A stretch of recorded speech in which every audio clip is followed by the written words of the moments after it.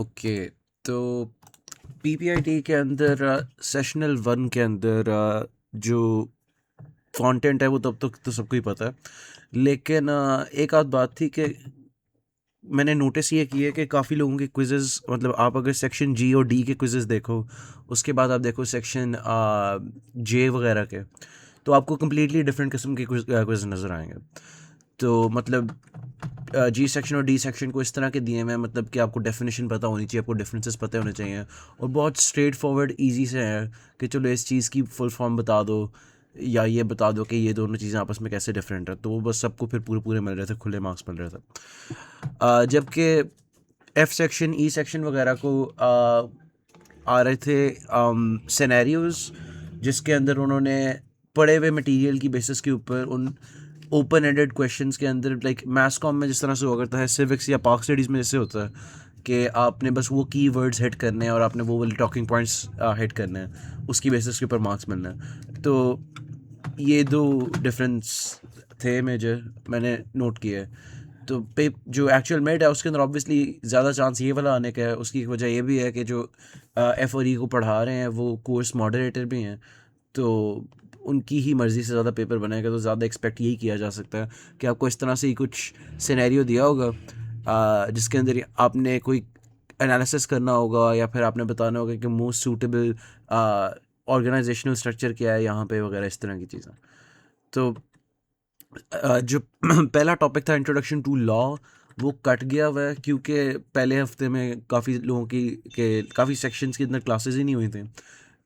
तो इसलिए वो मिड का हिस्सा नहीं है। तो इसके अंदर जो टाइप्स ऑफ लॉ थी, क्रिमिनल, सिविल और sources of law, statute, common, bicameral legislature, ये कुछ एक्स्ट्रा चीज़ें थी, ये नहीं इंक्लूडेड। सीधा फिर आते हैं वीक 2 के कंटेंट पे, जो है प्रोफेशनल बॉडीज़। अब अभी आपने ये क्विज़ देखा है एफ सेक्शन का, इसके अंदर भी पूछा हुआ था। इस तरह से बात हो रही है कि ये क्वेश्चन पढ़ लेते हैं, फिर आप खुद ही थोड़ा सा मोटिवेट हो जाओगे कि हम ये क्यों पढ़ रहे हैं।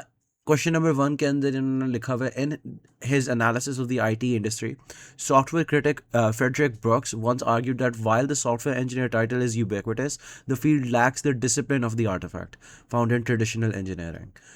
Critics often suggested that until an IT professional faces the same legal and ethical signing off responsibilities as a civil or structured engineer, the field remains a craft rather than a formal profession. तो इतना कुछ मुश्किल नहीं है, इसमें समझाने लायक कोई बात नहीं है। लेकिन इस क्वेश्चन का आप अच्छे से आंसर सिर्फ तब दे पाओगे, ये उन्होंने थोड़ा सा नीचे एक्चुअल कमांड भी दी हुई है कि discuss this statement by addressing the following 3 parts. इन चीज़ों के ऊपर अपना एनालिसिस दो। तो अब आपने जब इन चीज़ों को डिस्कस करना होगा इन लाइट ऑफ प्रीवियस जो प्रेसिडेंट है वगैरह इंजीनियरिंग वगैरह की फील्ड के अंदर, तो उन सब के लिए आपको इन चीज़ों के बारे में थोड़ा सा पता होना चाहिए। तो इसीलिए जो अब हम आगे चीज़ें बात करने वाले हैं, उसका मेजर मकसद यही है कि आपके पास आपके टूल बॉक्स के अंदर और ज़्यादा इन्फॉर्मेशन है जो आप यूज़ कर सको, क्योंकि at the end of the day इसकी की इस तरह की होगी चेक करने के लिए जो उनको सबको रूब्रिक मिलना है, और हर टीचर ने बस यही देखना है कि क्या आपने ये वाले पॉइंट्स हिट किए या नहीं किए। तो मैथ्स कॉम में इस तरह से हुआ करता था कि अगर कोई नहीं भी डायरेक्ट लिंक बन रहा, आप फिर भी लाइक कोशिश करके कोर्स के कंटेंट को लाइक शू हॉर्न इन करते थे। तो ये इसीलिए हम कर रहे हैं, ठीक है। तो सबसे पहले प्रोफेशनल बॉडीज़ के अंदर होता है कि एक प्रोफेशनल क्या होता है।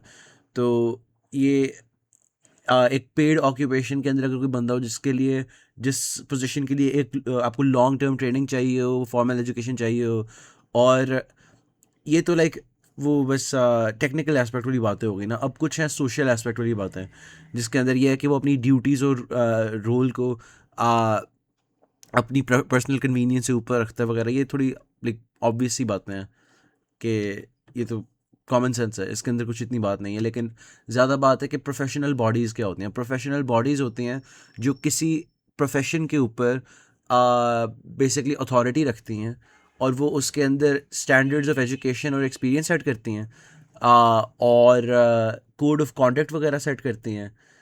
और उसके अलावा अगर कोई बंदा वायलेशन में पाया जाता है, उनके पास इतनी पावर होती है कि वो डिसिप्लिनरी एक्शन ले सकें। फॉर एग्जांपल अगर एक इंजीनियरिंग की सोसाइटी है, एक इंजीनियरिंग की प्रोफेशनल बॉडी है, लेकिन जैसे for example Pakistan engineering council है, तो हो सकता है कि कोई इंजीनियर मतलब उनके कोड ऑफ कॉन्डक्ट के ख़िलाफ़ जाए, तो उसका इंजीनियरिंग लाइसेंस रिवोक किया जा सकता है। तो इस तरह की चीज़ें हैं।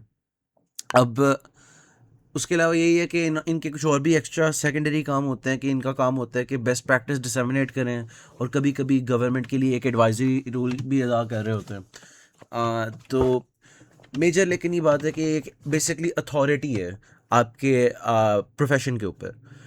तो ये अथॉरिटी इसको स्टेट देता है बाय एक्ट ऑफ पार्लियामेंट वगैरह, और इसके अंदर ना कुछ चीज़ें आ जाती हैं।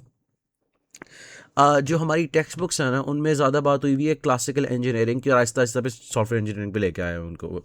तो पहले ना वो ओरिजिनल इंजीनियरिंग लॉज और उसकी एवोल्यूशन के बारे में बात कर रहे होते हैं। तो हमारी किताब के अंदर reservation of title and function के बारे में काफ़ी डिटेल में बात की गई है कि जो इंजीनियरिंग की प्रोफेशनल बॉडीज़ होती हैं ना, बाहर के मुल्कों में भी और पाकिस्तान में भी, इसके अंदर ये है कि आप अपने आप को इंजीनियर कह नहीं सकते अगर आप क्रेडिटेड इंजीनियर नहीं हो। इलीगल होता है अक्सर ममालिक में, अक्सर नहीं बल्कि हर में ही होता है। उसके अलावा आप अपने बिजनेस का नाम भी ये नहीं रख सकते कि लाइक मलिक दूध वाला इंजीनियर्स, ठीक है। आप अपने इंजीनियरिंग का नाम भी नहीं रख सकते अपने बिजनेस के अंदर अगर आपके पास एक लाइसेंस्ड एक्रेडिटेड इंजीनियर नहीं काम कर रहा। इसी तरह से आप ये भी नहीं कर सकते कि आप इंजीनियरिंग वर्क परफॉर्म कर रहे हो, चाहे आप अपने आप को इंजीनियर ना कह रहे हो, लेकिन quote on quote engineering work अगर आप कर रहे हो ना, तो तब भी आपको लाइसेंस चाहिए, वरना वो भी इलीगल है, क्योंकि आप दूसरों की ज़िंदगी रिस्क में डाल रहे हो डेंजरस काम करके। मतलब आपके पास लाइसेंस नहीं है, आप ब्रिज बना रहे हो, तो उसके अंदर लोगों की जान जा सकती है, तो इसीलिए इस तरह के लॉज बनाए गए थे। उसके बाद है कि एजुकेशनल प्रोग्राम्स जो हैं जिनके अंदर इंजीनियरिंग सिखाई जा रही है, उसके अंदर भी आपके पास कम से कम 50% इंजीनियर्स एम्प्लॉयड होने चाहिए उस सब्जेक्ट को पढ़ाने के लिए। तो अब आप कहोगे यार ये थोड़ा ज़्यादा ही नहीं होगा, हम इतना ग्लेज़ क्यों करें इंजीनियर्स को? तो उसके अंदर कुछ किताब के अंदर भी रेफरेंस की हुई है कुछ इंजीनियरिंग डिजास्टर्स कि जब नहीं किया जाता था तो क्या मसले आते थे, और फिर इस सारी चीज़ को रिलेट किया गया सॉफ्टवेयर इंजीनियरिंग के साथ। सॉफ्टवेयर इंजीनियरिंग के अंदर एग्जांपल दी हुई है थैरैक 25 की, जो यूएसए के अंदर एक इंसिडेंट हुआ था जिसके अंदर एक प्रोग्राम मैल फंक्शन कर गया था, और वो बेसिकली रेडियो थेरेपी थी, और वो जो रेडियो वेव्स थी उसकी डोसेज कंप्यूटर कैलकुलेट करता था। अब प्रोग्राम में एक बग आ गया था जिसकी वजह से डोसेज ज़रूरत से बहुत ज़्यादा दी गई थी और काफ़ी लोग मर गए थे।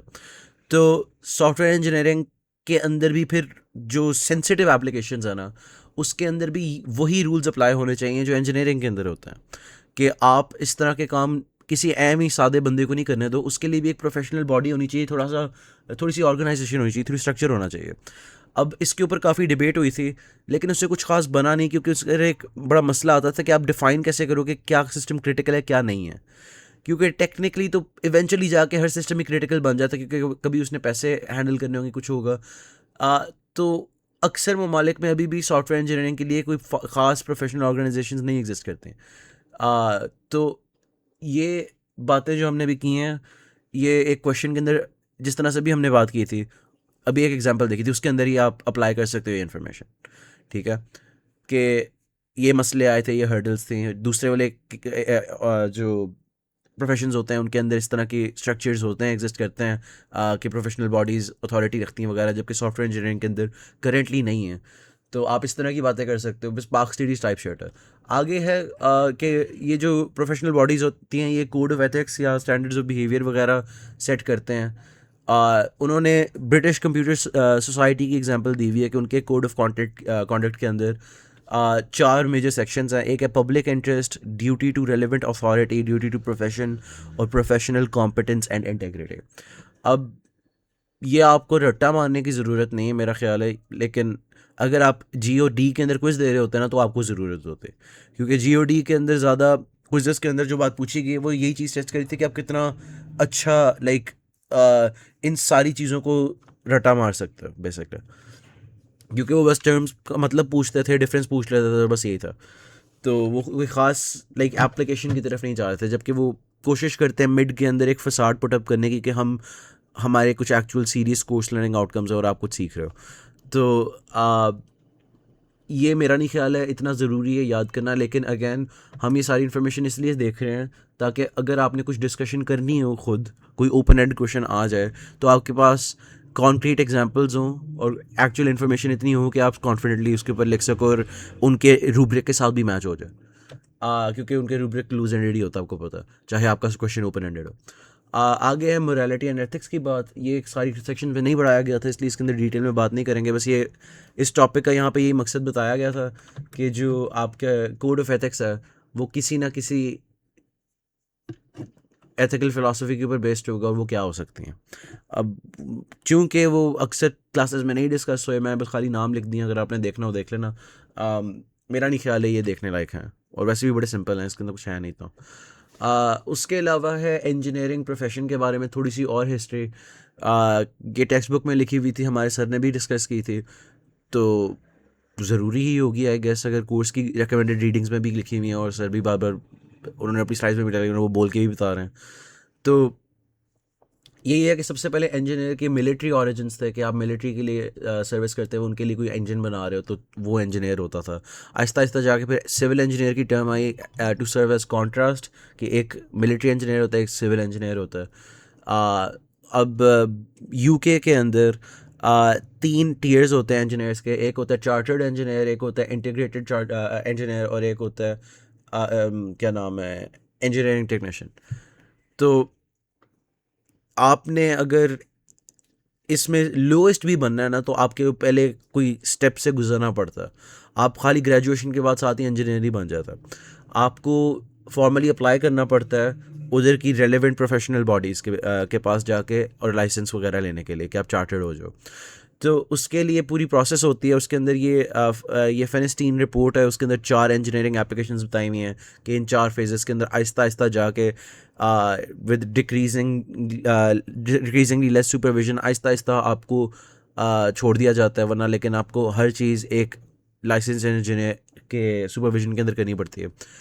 तो अगेन इसकी रेलेवेंस क्या है, आप इसको यूज़ कर सकते हो to serve as contrast software engineering की एग्जांपल्स के अंदर, कि जब आप कोई बहुत ही इंपॉर्टेंट सॉफ्टवेयर बना रहे हो जो लोगों की हेल्थ वगैरह के साथ रिलेट करता है, उसके अंदर इस तरह की कोई वेटिंग प्रोसेस नहीं है इतनी, तो ये बस उसी के लिए, और हल्का फुल्का इस तरह की चीज़ों में आप इस्तेमाल कर सकते हो।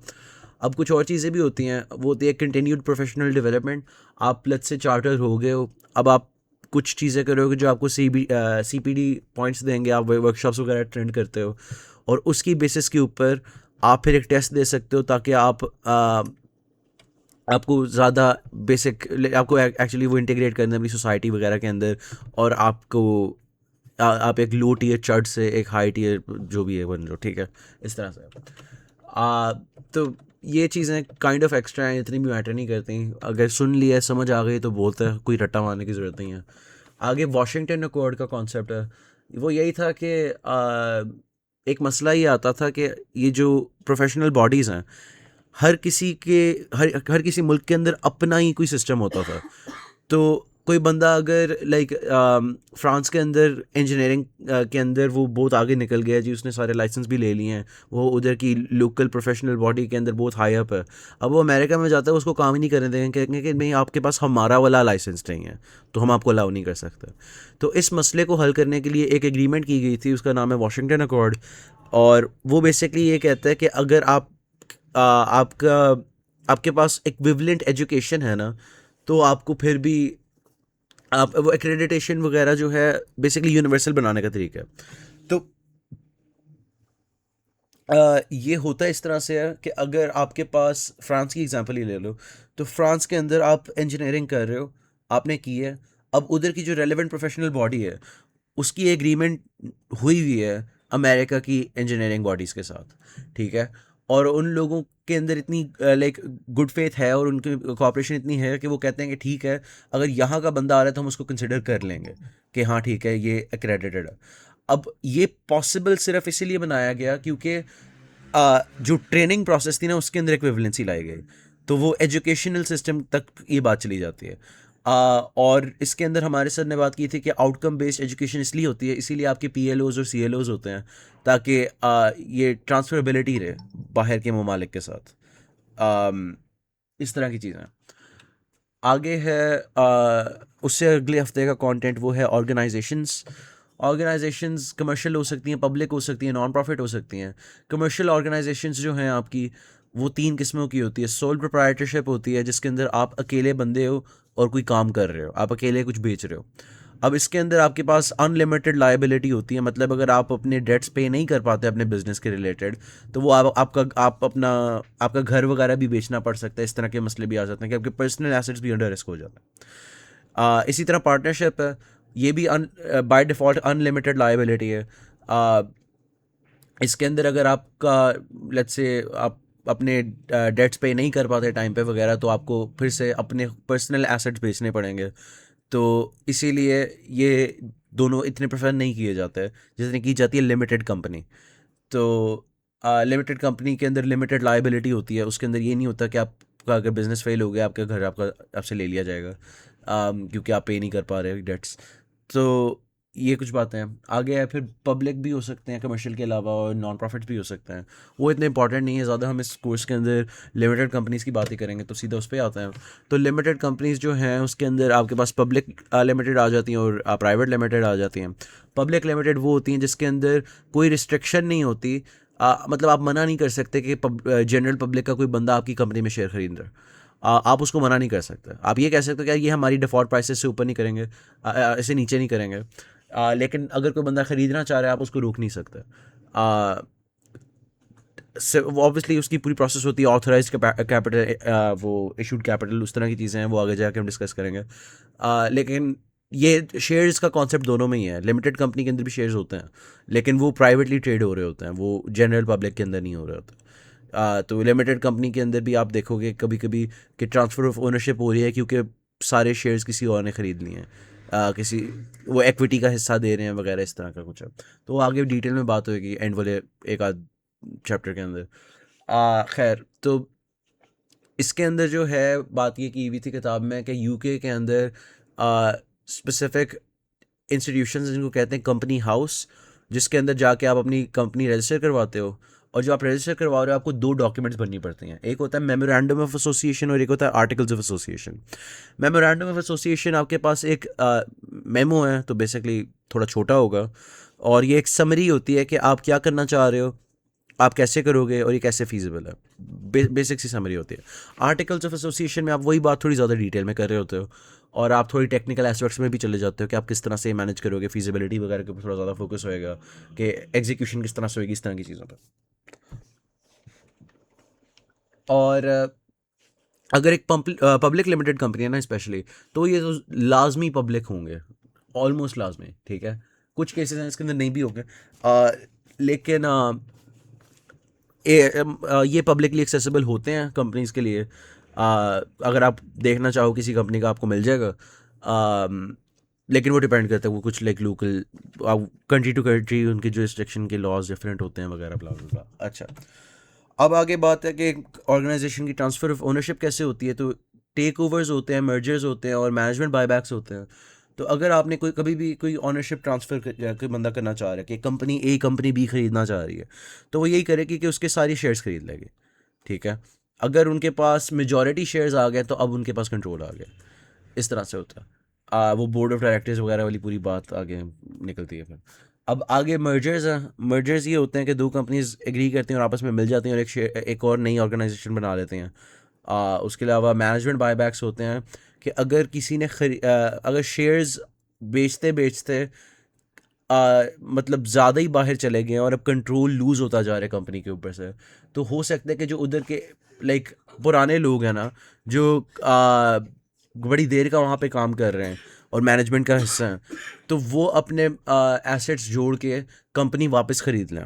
बेसिकली वो शेयर्स वापस ख़रीद लें। इसके अंदर पैसे बड़े लगते हैं लेकिन आपको कंट्रोल वापस मिल जाता है, ठीक है। तो उसके अलावा टेक ओवर्स क्यों किए जाते हैं, एक तो बड़ी ऑब्वियस सी बात है, कंपटीशन एलिमिनेट करने के लिए, जो उबर करीम वगैरह का आपने देखा था। उसके अलावा ये है कि expanding range of operations bye integration. इसका मतलब है कि अगर आपके पास कोई कंपेटिटर है जो कुछ चीज़ें ऐसी करे जो आप नहीं कर पाते या आपने कभी की नहीं, उसके ऊपर आपने रिसोर्सेज नहीं इन्वेस्ट किए, तो आप वो पूरी कंपनी ख़रीद लो और अपने ऑपरेशन के साथ उसको इंटीग्रेट कर लो, और अब आपके पास एक यूनिफाइड एक्सपीरियंस आ गया जिसके अंदर वो वाली फीचर भी है और आपकी वाली फीचर्स भी हैं जो उनके पास नहीं थे। तो अब आपने अपनी प्रोडक्ट को बेहतर कर दिया उन दोनों को बेसिकली जोड़ के, लेकिन अभी भी आपने अपनी ब्रांड आइडेंटिटी वो वाली रखी है जो कंपनी ए की थी, और कंपनी बी की ख़त्म हो गई, आपने अपने अंदर उसको मिक्स कर दिया। जबकि अगर ये मर्जर होता तो दोनों की ही आइडेंटिटी मिक्स हो जाती और एंड पे जाके एक नई प्रोडक्ट बनते। अब आगे है acquiring new staff, self explanatory, expanding customer base, ये भी सेल्फ एक्सप्लेनेटरी है। अब इसके अंदर कुछ लोग होते हैं ऑर्गेनाइजेशंस के अंदर, कैसी बात है। एक होता है एग्जीक्यूटिव डायरेक्टर, उसके ऊपर लीगल ऑब्लिगेशंस होती हैं कुछ के, उसने रीजनेबल डिसीजंस लेने हैं। अगर वो कोई बहुत ही ज़्यादा बड़ी खच मार जाए तो फिर वो लीगली लायबल होता है। उसके अलावा अगर कोई कॉन्फ्लिक्ट ऑफ इंटरेस्ट हो कि अब आपको पता ही कॉन्फ्लिक्ट इंटरेस्ट क्या होता है, मैं समझाने की ज़रूरत नहीं है। तो वो उसके लिए डिक्लेयर करना लाजमी होता है, और इस तरह के कुछ और हैं। अब नॉन एग्जीक्यूटिव डायरेक्टर बस कुछ जगहों पे होते हैं, एक बस सेरेमोनियल पोजीशन है जिसके अंदर बस एडवाइजरी रोल अदा किया जा रहा होता है, इसके पास पावर नहीं होती। सेक्रेटरी के पास फिर भी पावर होती है क्योंकि उसने एग्जीक्यूटिव डायरेक्टर ने उसको साइन की होती है थोड़ा सा कि यार आपके ये जुरिस्डिक्शन आपने ये करना है वगैरह। तो इस तरह से हो गया। आगे कुछ ऑर्गेनाइजेशनल मॉडल्स हैं। इसके अंदर कुछ इतना मुश्किल नहीं है। ब्यूरोक्रेटिक मॉडल है, ऑर्गेनिक मॉडल और मैट्रिक्स मैनेजमेंट है।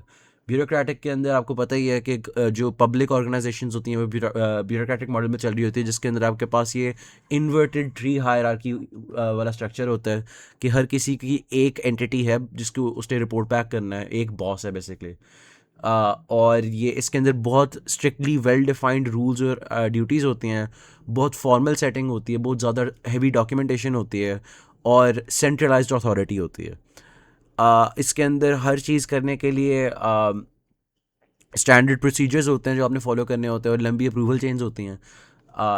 लेकिन इसके अंदर डॉक्यूमेंटेशन वगैरह ज़्यादा होती है, तो उसका फ़ायदा ये है कि जो मिशन क्रिटिकल चीज़ें हैं जो पब्लिक हेल्थ वगैरह के साथ रिलेट करती हैं, तो उन केसेस के अंदर ये एक लेस स्ट्रिक्ट हायरार्की की निस्बत बेहतर रह सकते हैं। अब आगे बात है कि ये कुछ कामों के लिए ज़्यादा एफिशिएंट और प्रेडिक्टेबल हैं, लेकिन एट द सेम टाइम ये कुछ कामों के लिए ज़्यादा स्लो भी हैं, क्योंकि वो लंबी अप्रूवल चेंज आ जाती हैं, उस तरह की ओवरहेड आ जाता है डॉक्यूमेंटेशन वगैरह का, और काफ़ी ज़्यादा चीज़ें। तो इसके अंदर जो स्पेशलाइजेशन है उसके ऊपर बहुत फोकस किया जाता है कि अगर एक बंदा है, उसको हायर किया हुआ है, उसकी क्वालिफिकेशन बहुत ज़्यादा होगी। तो अगर आप एक ब्यूरोक्रेटिक ऑर्गेनाइजेशन में काम कर रहे हो, उसके फ़ायदे नुकसान असेस करने का एक अच्छा तरीका है कि आप उसके एम्प्लॉयज़ के पॉइंट ऑफ व्यू से सोचो। तो उनके एम्प्लॉयज़ के पॉइंट ऑफ व्यू से अगर देखा जाए तो आपको क्या मिल रहा है और क्या नहीं मिल रहा। तो सबसे पहले तो ये है कि क्वालिफिकेशन बेस्ड एम्प्लॉयमेंट है। उसके अलावा जॉब सिक्योरिटी है, ये नहीं है कि आपको बिना वजह बस निकाल सकते। आपने अगर कोई गलत चीज़ की है तो ही वो निकाल सकते हैं, वरना नहीं निकाल सकते। तो प्राइवेट ऑर्गेनाइजेशंस की तो मर्ज़ी होती है ना, निकाल दी। बस उनको वो थोड़ा सा उतनी वो जो उस मुल्क के लॉज हैं कि इतनी देर पहले आपने नोटिफाई करना है वगैरह, प्रोबेशन पीरियड वगैरह, वो अलग चीज़ें हैं। लेकिन इन इधर जॉब सिक्योरिटी ज़्यादा होती है। उसके अलावा ये है कि अगर आपको प्रमोशन वगैरह की बात की जाए तो फिर वो आपकी सीनियरिटी और कंट्रीब्यूशन की बेसिस पे होती है। लेकिन नुकसान ये है कि चूंकि ये इतना हाईली स्पेशलाइज्ड होता है, और आप बेसिकली वही एक छोटे से नैरो सा काम बार बार कर रहे होते हो, तो काफ़ी लोगों के लिए बोर्डम का बायस बनता है, और ये रूल ओरिएंटेड होता है वगैरह वगैरह। आ, ये बस किताबी बातें हैं, आगे जाके हमने लाइक और भी करने हैं, तो आगे चलते हैं। आगे ऑर्गेनिक मॉडल है। अब ऑर्गेनिक मॉडल की सबसे अच्छी एग्जांपल जो है ना, वो एजाइल सॉफ्टवेयर डेवलपमेंट है। अभी हमने रिसेंटली एससी के पेपर में ये चीज़ें की हैं, इसलिए मैं उसको रेफरेंस कर रहा हूँ। तो ये सारी चीज़ उससे मैच होती हैं कि क्रॉस फंक्शनल टीम्स हैं, क्रॉस हायरार्किकल टीम्स है, डिसेंट्रलाइज्ड डिसीजन मेकिंग है, एक्सपर्टीज इक्वल्स अथॉरिटी, फ्लेक्सिबल और सेमी फॉर्मल है। तो ये बेसिकली जब भी आप ऑर्गेनिक मॉडल सोचो ना, आप एजाइल सोचो। मैं तो यही करूँगा। ऑब्वियसली एग्जैक्टली वो चीज़ नहीं है, एजाइल बस उसकी एक एग्जांपल है कि सॉफ्टवेयर डेवलपमेंट स्पेसिफिकली उसके अंदर कौन सा ज़्यादा रिप्रेजेंटेटिव है ऑर्गेनिक मॉडल का। अगर सॉफ्टवेयर इंजीनियरिंग के परस्पेक्टिव से देख ही रहे हैं तो ये फिर आपका लेट्स से वाटरफॉल होगा। तो इस तरह से सोच लो। बस ये एक एनालॉजी थी, इतना भी उसके ऊपर अटकना नहीं है। आगे है मैट्रिक्स मैनेजमेंट। मैट्रिक्स मैनेजमेंट तब की जाती है जब आपके पास मल्टीपल प्रोजेक्ट्स के ऊपर मल्टीपल लोग काम कर रहे हैं और थोड़ी सी खिचड़ी मच गई हो। तो ये इस तरह के कॉम्प्लिकेटेड सेटअप्स के अंदर मैनेज करने में आसानी देता है। इसके अंदर कोई ज़्यादा डिटेल में नहीं बात की गई, बस यही कहा गया। तो एक आध क्विज भी था, उसके अंदर उन्होंने कहा हुआ था कि एक उन्होंने पहले डिस्क्राइब की हुई थी एक बेसिकली ब्यूरोक्रेटिक मॉडल, और एक ट्रांजिशन पीरियड दिखा रहे थे कि अब इस कंपनी के अंदर जब से नए लोग आना शुरू हुए हैं, ये मसले आ रहे हैं वगैरह, कि अब मल्टीपल प्रोजेक्ट्स के ऊपर काम करना होता है। तो उसका आंसर यही था कि अब आप शिफ्ट कर जो इस मैनेजमेंट मॉडल के ऊपर। तो इस तरह के भी सवाल आ जाते हैं कि आपको एक पूरा सिनेरियो दिया होगा और आपको इन तीनों में से कहा होगा कि कौन सा मोस्ट सूटेबल है इस सिचुएशन के लिए। आगे है स्ट्रक्चरिंग प्रिंसिपल्स। अब आपने अगर ऑर्गेनाइजेशन करनी है, इसके अंदर करनी है, इसके अंदर करनी है, आपको ये बनाना पड़ेंगे डिपार्टमेंट्स क्या होंगे। तो डिपार्टमेंट्स किस बेसिस पे करने हैं, तो वो हो सकता है फंक्शन के ऊपर, ज्योग्राफी के ऊपर, प्रोडक्ट लाइन के बेसिस के ऊपर हो सकता है, मार्केट सेक्टर की बेसिस पे होता है, टेक्नोलॉजी की बेसिस पे होता है। इन सब की एग्जांपल्स देख लेते हैं छोटी छोटी। तो बाय फंक्शन की एग्जांपल होगी कि अगर आपके पास एक टीम है डेवलपमेंट की, एक टीम है SQA की, ठीक है, सॉफ्टवेयर क्वालिटी एश्योरेंस जो भी है, और इस तरह से आपका है टेस्टिंग वगैरह हो रही है, तो ये जो है ये बाय फंक्शन है क्योंकि ये काम एक डिफरेंट परफॉर्म कर रहे हैं, तो ये समझ आती है। अब हो सकता है कि यही चीज़ हो, आप एक रोबोट की फैक्ट्री में काम कर रहे हो जिसके अंदर एक टीम का काम है कि कंपोनेंट A बनाना है, दूसरी टीम का काम है कि कंपोनेंट B बनाना है। तो ये हो गया प्रोडक्ट लाइन स्ट्रक्चर, क्योंकि इसके अंदर लेट्स से अगर एक के बाद दूसरा कंपोनेंट बनना है, तो ये प्रोडक्ट लाइन के अंदर इधर एक बंदा खड़ा हुआ है जिसके पास कन्वेयर बेल्ट के ऊपर वहाँ का सामान आ रहा है, वो उधर से कोई और एक्शन कर रहा है जिससे प्रोसेस होकर किसी और बंदे की वो इनपुट बन रही है। तो ये प्रोडक्ट लाइन स्ट्रक्चर होता है। उसके बाद मार्केट सेक्टर की बेसिस पे भी हो सकता है, जियोग्राफी की बेसिस पे भी हो सकता है, और बाय टेक्नोलॉजी भी हो सकता है। उसके अलावा ऑपरेशनल स्ट्रक्चर होता है, मतलब बाय प्रोजेक्ट आप कर लो कि ये इस प्रोजेक्ट के ऊपर काम कर रहे हैं, इस प्रोजेक्ट पे काम कर रहे हैं। और ज़्यादा रियलिस्टिकली आपके पास मिक्स स्ट्रक्चर होएगा जिसके अंदर इन सब का ही कोई कॉम्बिनेशन बना होगा। उसके बाद बात है फाइनेंस और अकाउंटिंग की। अब इसके अंदर यही है कि आपके पास जो लिमिटेड कंपनीज होती हैं ना, उनके लिए मैंडेटरी होता है कि उन्होंने एक एनुअल रिपोर्ट जमा करानी है, ठीक है। अब वो जो एनुअल रिपोर्ट होती है उसके अंदर आपके पास सबसे पहले तो जनरल कॉर्पोरेट इन्फॉर्मेशन होती है, कोई हाइलाइट्स होती हैं कि आपने इस फिजिकल ईयर में क्या क्या किया वगैरह, इस तरह की चीज़ें। फिर मैनेजमेंट का की डिस्कशन एनालिसिस होता है, MD&A कहते हैं उसे। फिर जो एक्चुअल काम की चीज़ें हमारे वो फाइनेंशियल स्टेटमेंट्स होती हैं। उसके अलावा ऑडिटर्स रिपोर्ट होती है। ऑडिटर बेसिकली कोई बाहर का कोई बंदा आया होता है किसी एक्सटर्नल बॉडी का, और वो आपकी सारी रिपोर्ट्स को, स्टेटमेंट्स वगैरह को वेट करता है कि क्या आप सही भी कह रहे हो या बस एमी चवल मारी हुई है। तो इस तरह से है। और भी काफ़ी चीज़ें होती हैं, लेकिन हमारे रेलेवेंट इस वक्त यही बहुत है। हम ज़्यादा फोकस करेंगे फाइनेंशियल स्टेटमेंट्स के ऊपर कि किस तरह से बनती हैं, क्या होती हैं। तो फाइनेंशियल स्टेटमेंट्स जो डाली जाती हैं यूजुअली आपके एनुअल रिपोर्ट में, वो ये चाह रहे हैं। हम इन चारों पे नहीं बात करेंगे, हम मेनली खाली पहली दो पे बात करेंगे, लेकिन आपको इन बकाया दो का भी पता होना चाहिए कि एग्जिस्ट करती हैं। सबसे पहले है बैलेंस शीट्स, ठीक है। इसके आपको बैलेंस शीट्स पढ़नी आनी चाहिए। उसके अलावा इनकम स्टेटमेंट या फिर प्रॉफिट लॉस अकाउंट जो होता है आपका, वो आपको पढ़ना आना चाहिए। उसके अलावा statement of changes in equity और कैश फ्लो स्टेटमेंट, ये इतना मैटर नहीं करते, लेकिन बस बताने के लिए था कि फाइनेंशियल स्टेटमेंट में ये दो भी होते हैं, खाली यही दो नहीं होते ऊपर वाले। तो सबसे पहले बात कर रहे थे बैलेंस शीट की। अब बैलेंस शीट के अंदर ना आपको बैलेंस शीट पढ़ने के लिए आपको पहले कुछ पता होनी चाहिए चीज़ें, कुछ टर्म्स। आपके पास एसेट्स होते हैं, लायबिलिटीज़ होती है और इक्विटी होती है। एसेट्स बेसिकली है आपके पास करंटली पैसे और फिजिकल चीज़ें कितनी हैं जो आप ओन करते हो। उसके अलावा अगर कोई बंदा आपको कोई पैसे ओ करता है ना, तो वो भी आपका एक एसेट है।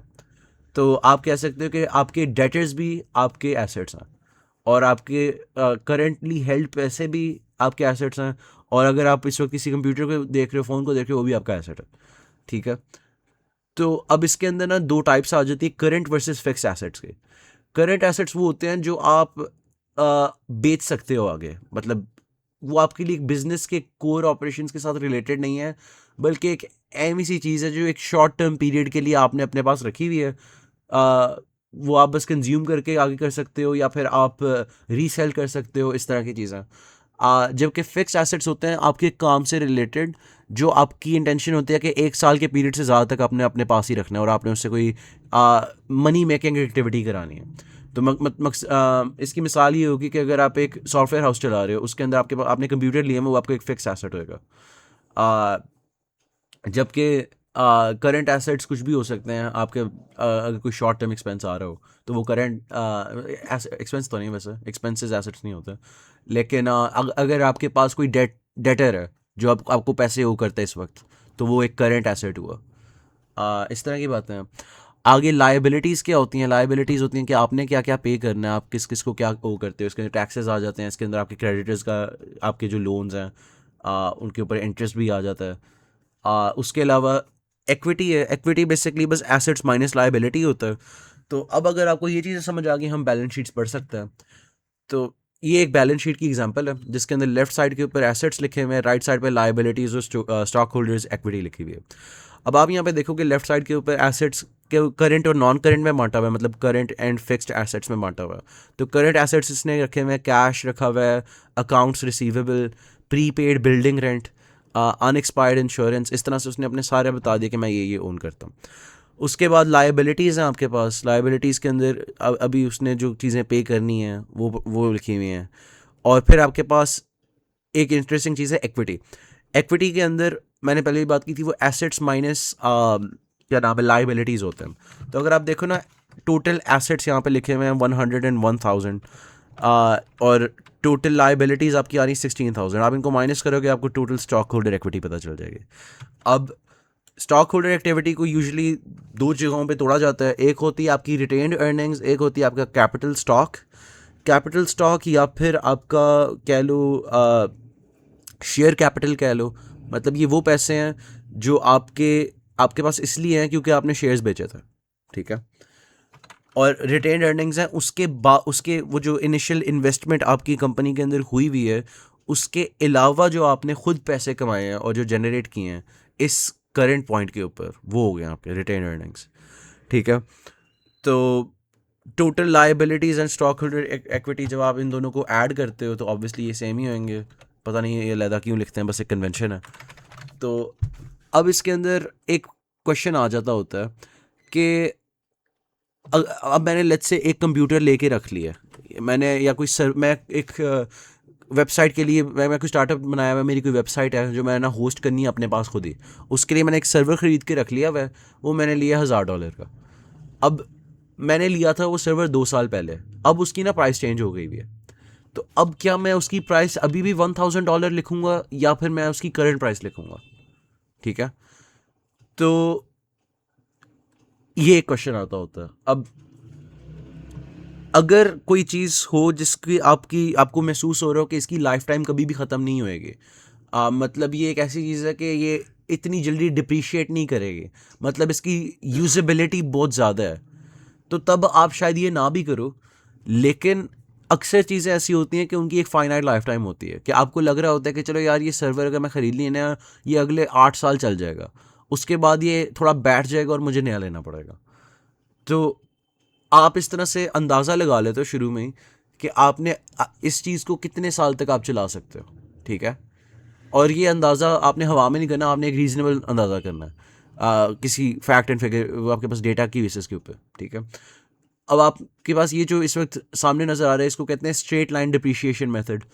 ये बेसिकली हम ये करते हैं कि ईयर 1 जिस साल को आपने लिया था, लेट्स से आपने 90,000 का कुछ लिया था, आप उस साल की एनुअल रिपोर्ट के अंदर जब बैलेंस शीट बना रहे होगे तब आप उसकी 90,000 ही लिखोगे। उससे अगले साल आप उसको कर दोगे, बेसिकली ये कर रहे हो आपने कहा था ना कि अंदाज़ा लगाया था कि 5 साल चल जाएगा अगले, एक सेकेंड, तो 90,000 डिवाइडेड बाय 5, ये मुझे पता चलता है 18,000। अब 90,000 को मैं माइनस करूँ 18,000 से तो मुझे पता चलता है कि 72,000, इस तरह की चीज़ें। तो ये थोड़ा सा उन्होंने एडजस्ट किया हुआ है कुछ टैक्स वगैरह की चीज़ों के ऊपर, कंपाउंड इंटरेस्ट वगैरह इस तरह की चीज़ें भी होती हैं।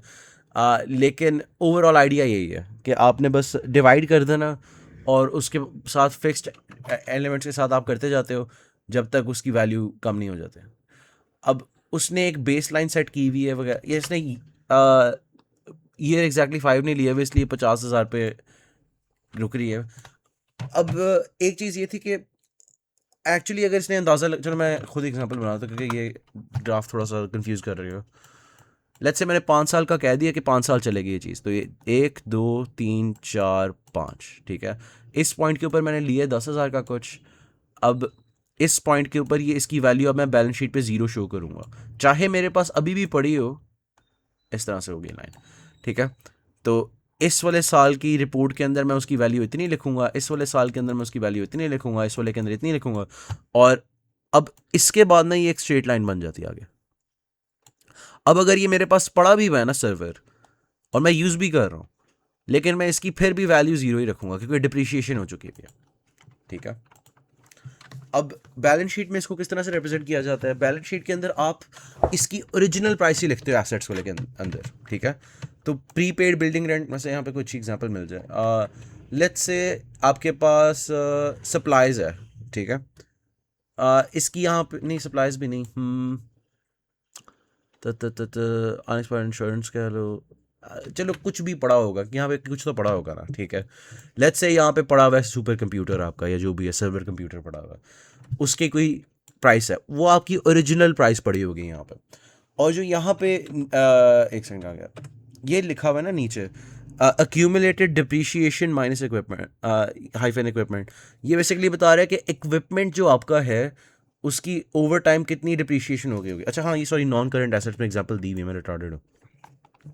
ये आपका एक फिक्स्ड एसेट है, जो एग्जांपल मैंने कंप्यूटर की ली थी, कि लेट्स से आपने एक कंप्यूटर बहुत अच्छा बनाया हुआ है, एक सर्वर बनाया हुआ है, वो आपने ओरिजिनली लिया था 9,000 का, लेकिन अब टाइम इतना गुजर गया है कि डिप्रीशिएशन की वजह से ना, जो अभी हमने स्ट्रेट लाइन मेथड की है, कि अब ये अपनी ओरिजिनल प्राइस से थोड़ी कम के ऊपर हमने इस साल कंसिडर करना है इसकी वैल्यू, तो ये उसकी डिप्रीशिएशन है। तो अभी एक नेगेटिव नंबर है, इन्होंने अंडरलाइन करके रिप्रेजेंट किया हुआ है। कुछ लोग अंडरलाइन की जगह ब्रैकेट्स यूज़ करते हैं नेगेटिव नंबर्स के लिए। तो वो दिखा देता हूँ मैं, कहाँ पे गया, हाँ ये वाली एक बैलेंस शीट है जिसके अंदर उसी तरह से हो रहा है। अब यहाँ पे जो एक्यूमुलेटेड डिप्रिशिएशन है ना, प्रॉपर्टी प्लांट एंड इक्विपमेंट की और नेट वगैरह जो भी है, इसके अंदर राउंड ब्रैकेट्स यूज़ की हुई है माइनस के साइन की जगह। तो कुछ जगहों पे आप राउंड ब्रैकेट्स देखोगे, कुछ जगहों पे आप कुछ भी नहीं देखोगे, कुछ जगहों पे आप माइनस देखोगे। तो राउंड ब्रैकेट्स और माइनस एक ही चीज़ है। नेगेटिव वैल्यूज़ को फाइनेंस में अक्सर बार राउंड ब्रैकेट्स में लिखा जाता है। तो ये बातें हो गई, और ये बस एक और एग्जांपल है बैलेंस शीट की, देखना देख लो, इसके अंदर कुछ इतना भी डिफरेंट नहीं है, वही सारी बातें लिखी हुई हैं। अब आपको होपफुली बैलेंस शीट पढ़नी आ गई होगी, तो आगे चलते हैं। अब एक और चीज़ होती है इनकम स्टेटमेंट। ये इतनी ज़रूरी नहीं है, ये बस आपको पता होना चाहिए कि इसके अंदर आप प्रॉफिट और लॉस मॉडल करते हो, इसको प्रॉफिट लॉस अकाउंट भी कहते हैं। तो आप बताते हो कि आपके पास इनकम क्या आई और आपने क्या खर्च किया, बस ये आप बताते हो। ठीक है, कैसी बात है, बहुत कॉम्प्लिकेटेड ना। इसके अंदर भी वही रूल्स हैं कि राउंड ब्रैकेट्स माइनस के लिए होता है वगैरह, तो ये बातें हैं। तो आपकी इस तरह से स्टेटमेंट्स बनती जाते हैं। अब अगला एक टॉपिक था फाइनेंसिंग अ स्टार्टअप। अब अगर आपने अपना एक स्टार्टअप बना लिया है, तो उसके अंदर आपके पास कुछ मसले आते हैं। आपने सैलरीज देनी होंगी, आपने आपकी कुछ ऑपरेशनल कॉस्ट होंगी, लाइक आपने AWS की फॉर एग्जांपल ली हुई है, होस्टिंग ली हुई है AWS से, साथ उसके आपने VM सर्विसेज यूज़ कर रहे हो, कुछ इस तरह की चीज़ें कर रहे हो, तो वो आपकी ऑपरेशनल कॉस्ट हो गई। उसके अलावा कुछ मेंटेनेंस कॉस्ट होंगी, अगर आपने लाइक सर्वर कुछ खुद रखे हुए हैं, उनको भी ठीक रखना होगा, उनके लिए भी कूलिंग वगैरह चाहिए होगी, इस तरह की चीज़ें होंगी।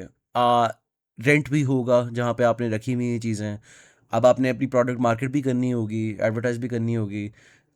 उसके अलावा इक्विपमेंट जो है आपने नया भी लेना हो सकता है, इस तरह के मसले आते रहते हैं। तो एक स्टार्टअप फाइनेंस कैसे कर सकता है? तो उसके लिए जो है ना, इन्होंने जो सोर्सेज ऑफ कैपिटल बताए हैं, सोर्सेज ऑफ फाइनेंस बताए हैं, सबसे पहले बताया गवर्नमेंट ग्रांट्स, जो कि एक रेयर चीज़ है, लेकिन उन्होंने ज़रूरी समझा फिर भी बताना कि कंप्लीशन के लिए, कि ये भी होता है लेकिन बहुत कम होता है। उसके अलावा आपके पास लोन्स हैं। अब लोन्स की कुछ किस्में हैं, हार्ड हैं, सॉफ्ट हैं और ओवरड्राफ्ट लोन्स हैं। तो हार्ड लोन्स बेसिकली वो होते हैं जो आपने बैंक से लिए हैं, उसके अंदर फिक्स टर्म्स होती हैं, वो लीगली बाइंडिंग होते हैं। सॉफ्ट लोन्स होते हैं जो आप अपने फ्रेंड्स एंड फैमिली के अंदर कर लेते हो, जिसके अंदर मे बी कोई इंटरेस्ट रेट है ही नहीं।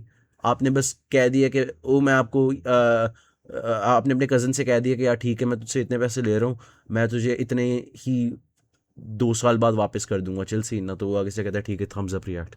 तो ये एक सॉफ्ट लोन हुआ। तो हार्ड लोन्स भी होते हैं, सॉफ्ट लोन्स भी होते हैं। अब सॉफ्ट लोन्स ज़रूरी नहीं है कि इंटरेस्ट लेस हो, वो उसके अंदर भी इंटरेस्ट हो सकता है लेकिन कम इंटरेस्ट रेट पे। एक और चीज़ होती है overdraft loans. Overdraft loans basically तब लिए जाते हैं जब अच्छा, यूजुअली ये होता है कि आप एक हार्ड लोन ले रहे हो ना एक बैंक से, तो उसकी कुछ कंडीशंस होती हैं। सबसे पहली एक होती है कि आपके पास एक बिजनेस प्लान होना चाहिए। ठीक है, और एक बिजनेस प्लान के अंदर आप बताते हो कि मैं लिखा नहीं, मैं डालना भूल गया था, लेकिन बिजनेस प्लान के अंदर आप बताते हो कि आपका ऑपरेशन क्या है, कि आपके पास वो एक्सपर्टीज़ है करने की जो आप काम करना चाह रहे हो, क्या वो फीजिबल है। तो उसके बाद उस कंडीशन के ऊपर प्लस इस बेसिस के ऊपर कि आप केपेबल हो, आपके पास इतने एसेट्स पड़े हुए हैं कि आपके पास अगर कल को बैंक को लोन वापस चाहिए हो आप पे बैक कर सको। तो ये दो कंडीशन होती हैं कि आपका बिजनेस प्लान अच्छा हो और वो खुश हो जाए वो देख के, प्लस आपके पास इतने एसेट्स एग्जिस्टिंग पड़े हों जिनको वो देख के कि हाँ यार ठीक है, ये बंदा वापस कर सकता है लोन, ये इतनी सलाहियत रखता है। ओवरड्राफ्ट लोन्स के अंदर वो ये आपके साथ, अगर आप बड़ी देर से एक बैंक के साथ काम कर रहे हो ना, तो बैंक ये कर सकता है कि वो अगर आपके पास वो एक्स्ट्रा वाली चीज़ इस वक्त नहीं भी पड़ी हुई, आपके पास कोई प्रूफ नहीं पड़ा हुआ कि आप पे बैक कर सकते हो, वो तब भी आपको दे सकते हैं बैक। अब ओवरड्राफ्ट लोन्स लेकिन थोड़े से मतलब अनरिलायबल होते हैं क्योंकि वो बैंक यूनिलैटरली उसकी लाइफ टाइम वगैरह चेंज कर सकता है, क्योंकि वो एक हार्ड लोन नहीं है एग्जैक्टली, वो दरमियान की कोई चीज़ है, वो कभी कभी एक्सप्लॉयटेटिव भी हो सकते हैं। और काफ़ी कंपनियां बस ओवरड्राफ्ट लोन्स की वजह से बैंक्स की एक्सप्लॉयटेशन के अंदर आके ज़ाया हो जाती हैं। तो ये कुछ बातें थी। उसके बाद है इक्विटी कैपिटल। इक्विटी कैपिटल होता है जो आपके शेयर्स की वजह से, आपके शेयर्स बेचने की वजह से आपने जो कैपिटल कमाया है, तो इस तरह से भी आपके पास हाथ में पैसे आ सकते हैं। उसके अलावा आपके पास होते हैं शार्क टैंक वाले बिजनेस एंजल्स उनको कहते हैं। उसके अलावा वेंचर कैपिटलिस्ट फर्म्स होती हैं जो नए स्टार्टअप्स के अंदर फंडिंग डाल रही होती हैं। वो आपको अच्छे लोन दे सकती हैं, आपको कभी कभी मुफ्ते का भी दे देती हैं। मुफ्ते का तो नहीं देंगे, वो यूजुअली इक्विटी कैपिटल की फॉर्म में ही आपको मिलेगा। वो आपकी आपसे इक्विटी खरीद लेती हैं और आपको लिक्विड एसेट्स मिल जाते हैं। उसके बाद है कॉर्पोरेट बॉन्ड्स। कॉर्पोरेट बॉन्ड्स ये होता है कि अगर आप एक प्रोजेक्ट पे काम करने वाले हो तो आप बॉन्ड्स बना लेते हो और आप वो लोगों को देना शुरू कर देते हो कि यार आप मुझे 10,000 दो, मैं आपको ये बॉन्ड देता हूँ। फिर वो उस बॉन्ड की बेसिस के ऊपर वापस आके इंटरेस्ट के साथ अपने पैसे वापस ले सकते हैं। तो ये बेसिकली आप लोन ही ले रहे हो, उसी उसी तरह से ही है। बस एक एक्स्ट्रा स्टेप आ गया कि बॉन्ड का बीच में एक्स्ट्रा प्ले आ गया। अच्छा, आगे बात है ऑथराइज्ड वर्सेस इशूड कैपिटल की। ऑथराइज्ड कैपिटल जो होता है वो होता है अगर आप एक पीएलसी हो तो आप, या एलटीडी भी हो, वैसे पीएलसी के ऊपर ज़्यादा अप्लाई करता है कि कितने आप शेयर्स बेच सकते हो, ठीक है। और इशूड कैपिटल वो है जो जो जो आपने एक्चुअली बेच दी है उसमें से, ठीक है। उसके अलावा कुछ और कॉन्सेप्ट्स हैं। गियरिंग रेशियो एक चीज़ होती है, वो होती है debt divided by debt plus equity या फिर डेट डिवाइडेड बाय एसेट्स, ठीक है। तो ये हमारे क्विज में एक सवाल आया था, उसके अंदर इसी तरह से था कि आपके पास ओरिजिनली आपने इतने लोन किए, उसके बाद आपने इतना प्रॉफिट किया, फिर आपके पास अब आपने बताना है कि आपकी गियरिंग कितनी है, आपकी लेवरेज कितनी है। और ये बेसिकली बता रहा है कि आपकी जो ऑर्गेनाइजेशन है वो कितना, कितने रिस्क पे है, मतलब कितनी वो लोन्स के वजन के अंदर अभी फंसी हुई है, ठीक है। उसके बाद कुछ और छोटी मोटी बातें हैं। वर्किंग कैपिटल एक वो चीज़ होती है जो आपके डे टू डे ऑपरेशंस के ऊपर लग रहा होता है। और पीपीआईटी के अंदर और कुछ खास है नहीं, बस वही कुछ बातें थी कि आपको सिनेरियो बेस्ड आएगा।